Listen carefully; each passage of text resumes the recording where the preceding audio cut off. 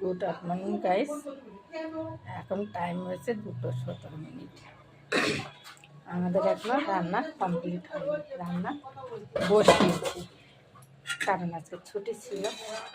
এই কারণে দেখো আজকে করেছি মাংস, দেশি মুরগির মাংস। দেখো ঠিক আছে, ভাত হচ্ছে, দেখতেই পাচ্ছ ভাতে ধুয়ে হচ্ছে, এখন গ্যাস জ্বলছে, রান্না হচ্ছে।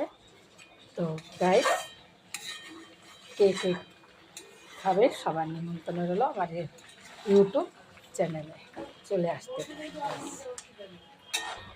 আজকে বিশেষ সকালে যেমন তেমন একটা টিফিন হয়েছে, সেই টিফিন করার পরে আর রান্না করতে ইচ্ছে করছিল না, বললাম একটু দেরিতেই করি।